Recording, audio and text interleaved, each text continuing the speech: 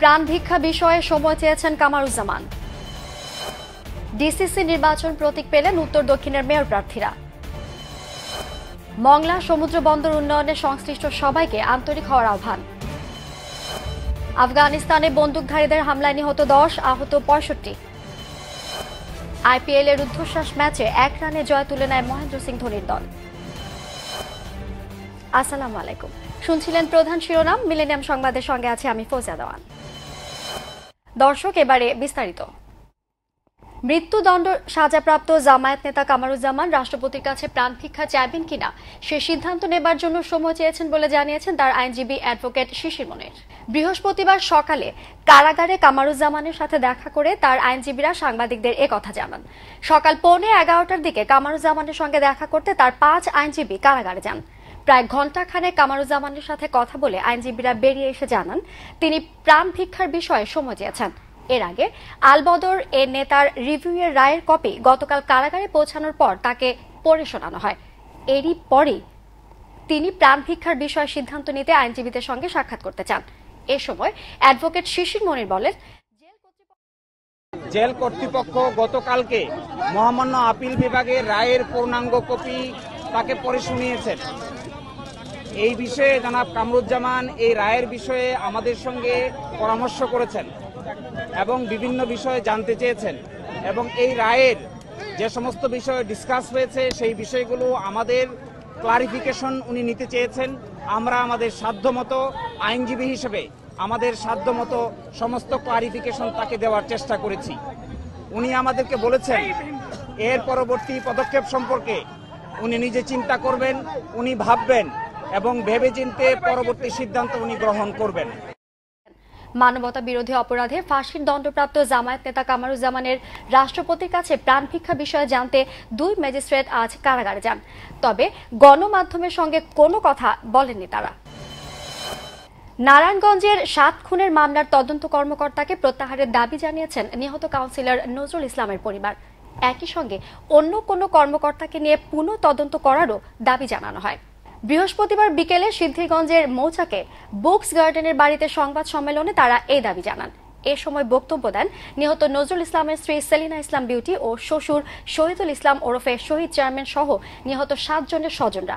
নিহত নজরুল ইসলামের শ্বশুর শহীদুল ইসলাম বলেন, আমরা যাদের বিরুদ্ধে এজাহার করছি সেই এজাহার নামে আসামি কাউকে ধরে নাই, কাউকে জিজ্ঞাসাবাদ করে নাই, না কইরা অভিনয় কায়দায় তারা অভিযোগপত্র দাখিল করছে।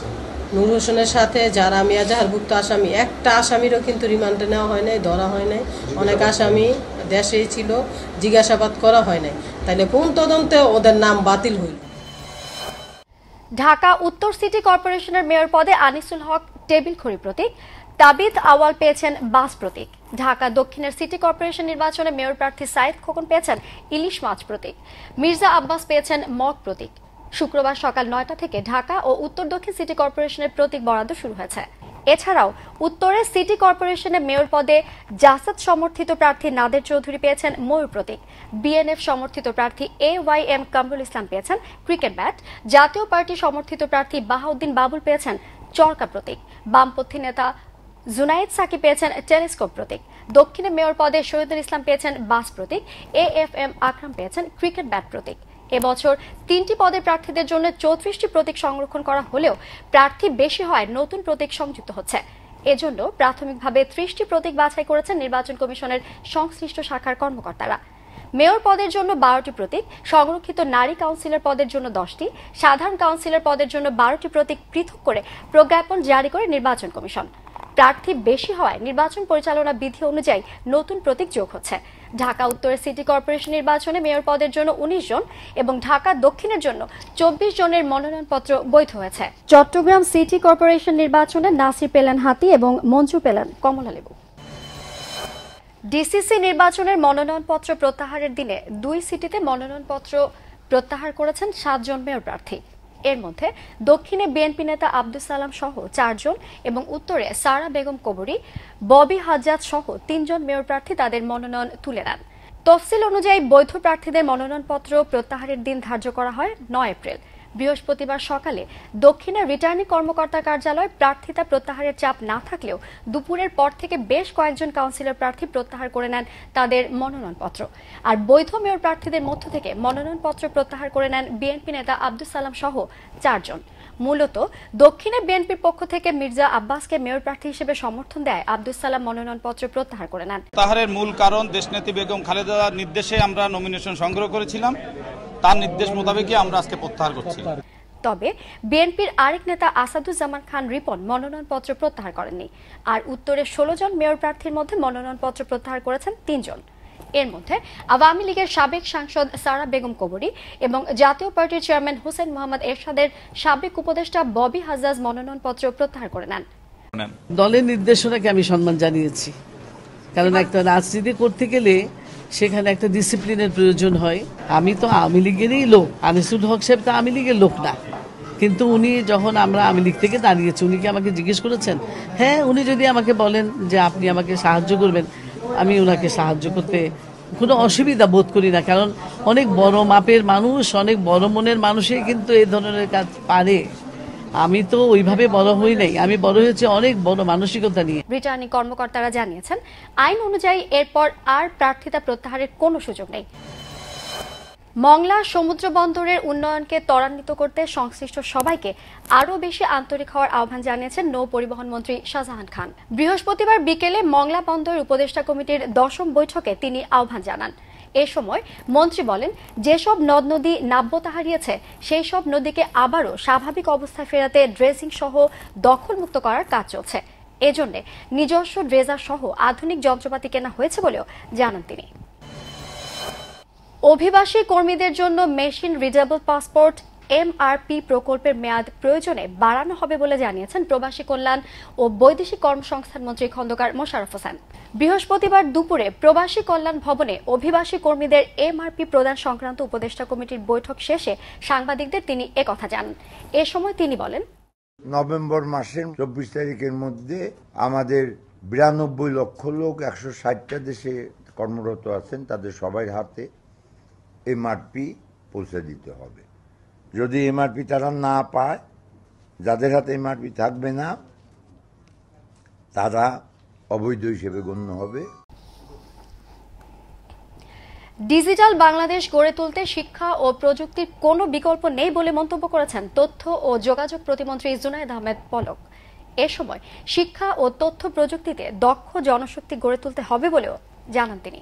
দুপুরে হাজী দানেশ বিজ্ঞান ও প্রযুক্তি বিশ্ববিদ্যালয়ে আয়োজিত এক মত বিনিময় সভায় তিনি একথা বলেন। এ সময় বিশ্ববিদ্যালয়ের শিক্ষক শিক্ষার্থী ও কর্মচারীদের সঙ্গে মত বিনিময় করেন তিনি। উত্তরবঙ্গের এ বিশ্ববিদ্যালয়ের শিক্ষার্থীরা ডিজিটাল বাংলাদেশ গড়তে অগ্রণী ভূমিকা রাখবে বলে আশা প্রকাশ করেন জুনায়েদ আহমেদ পলক। এছাড়া দেশের প্রতিটি বিশ্ববিদ্যালয়ে দ্রুত গতি সম্পন্ন ইন্টারনেট ব্যবস্থা, বিশেষায়িত ল্যাবরেটরি ও হয়েছেন। এর জেরে বেশ কয়েকটি বাস ভাঙচুর করেছে বিক্ষুব্ধরা। এদিকে ঘাতক বাস ও এর চালককে আটক করেছে পুলিশ। পুলিশ জানায়, বৃহস্পতিবার দুপুর 12টার দিকে নগরীর অলঙ্কার মোড়ে 7 নম্বর রুটের একটি বাস সিএনজি অটোরিকশা চালক ফরিদকে চাপা দিলে ঘটনাস্থলেই সে মারা যায়। এ ঘটনার পর বিক্ষুব্ধ সিএনজি অটোরিকশা চালকরা বেশ কয়েকটি বাসে ভাঙচুর করে এবং 7 নম্বর রুটের বাস চলাচল বন্ধ করে দেয়। তাদের দাবি, অলঙ্কার মোড়ে যাওয়ার পথে একটি বাস পাশ থেকে সিএনজি অটোরিকশাকে চাপা দেয়। এতে ক্ষুব্ধ অটোরিকশা চালক ফরিদ বাসটিতে উঠে চালকের সাথে বাকবিতণ্ডায় লিপ্ত হয়। এ সময় বাস থেকে ফরিদকে ফেলে দিলে চাকায় পিষ্ট হয়ে প্রাণ হারায় সে। চট্টগ্রাম পাহাড়তলী থানার উপপরিদর্শক মুন্সি হাফিজুর রহমান বলেন, বাসের হেল্পার সিএনজি অটোরিকশা চালককে টেনে এনে বাস থেকে ফেলে দিয়েছে বলে অভিযোগ পাওয়া গেছে। এ ঘটনার পর বাস চালককে আটক করে থানা হেফাজতে রাখা হয়েছে। সিটির 236 ইউনিয়ন এভিনিউতে বাংলাদেশ কনসুলেট অফ নিউ ইয়র্কের ভ্রাম্যমাণ কনসুলেট সার্ভিসের মাধ্যমে কনসুলার সেবা প্রদান করা হয়। জালালাবাদ অ্যাসোসিয়েশন অফ আমেরিকার উদ্যোগে আয়োজিত ওই কনসুলার সেবা গ্রহণ করার জন্য প্রায় 2 শতাধিক বাংলাদেশি উপস্থিত হয়েছিলেন। এই ভ্রাম্যমাণ কনসুলার সার্ভিসের মাধ্যমে বাংলাদেশিরা পাসপোর্ট নবায়ন, বাংলাদেশি পাসপোর্ট সংশোধন, নো ভিসা রেকর্ড সলি, সনদপত্র প্রত্যয়ন, পাওয়ার অফ অ্যাটর্নি সত্যায়ন, দ্বৈত নাগরিকত্ব সনদের জন্য আবেদন সহ নানাবিধ সেবা গ্রহণ করেন। জালালাবাদ অ্যাসোসিয়েশন অফ আমেরিকার সহ সভাপতি মোশাররফ আলম, সাংগঠনিক সম্পাদক লোকমান হোসেন, আইন বিষয়ক সম্পাদক আবুল কালাম এবং সদস্য মশায়েদ আলম আমাদের প্রতিনিধিকে জানান, আগামীতেও জালালাবাদ অ্যাসোসিয়েশন অফ আমেরিকার এই ধরনের সেবামূলক কাজ অব্যাহত থাকবে। দর্শক, এবার মিলেনিয়াম আন্তর্জাতিক সংবাদ।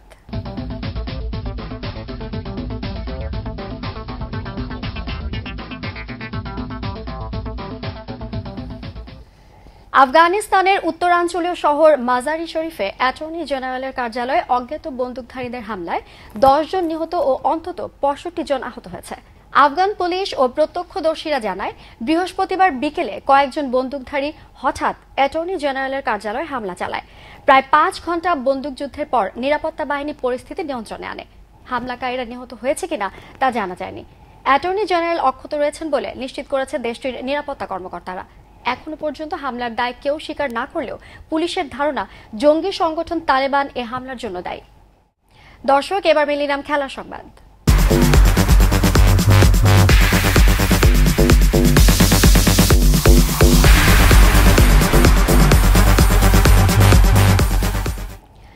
এখানে তো টি-20 মজা, এখানে তো আইপিএল বিনোদন। প্রতিটি ম্যাচই পেন্ডুলামের মতো একবার ওপাশে তো পরক্ষণেই আবার এপাশে। শেষ বল গড়ানো না পর্যন্ত তাই বড় বড় জ্যোতিষীরাও আইপিএল এর কোনো ম্যাচের ভবিষ্যৎবাণী করতে ভয় পান। পাছে হিসেবে গড়মিল হয়ে যায়। বৃহস্পতিবার চিপকের চিদম্বরম স্টেডিয়ামে ফের একটি উপভোগ্য ও ক্রিকেট বিনোদন উপহার দিল আইপিএল। দর্শকরা চেটে পুটে উপভোগ করলেন চেন্নাই দিল্লি ম্যাচটি। নাটকীয় পথ পরিবর্তন হতে হতে ম্যাচ গড়ায় শেষ বল অবধি। রুদ্ধশ্বাস ম্যাচে 1 রানে জয় তুলে নেয় মহেন্দ্র সিং ধোনির দল।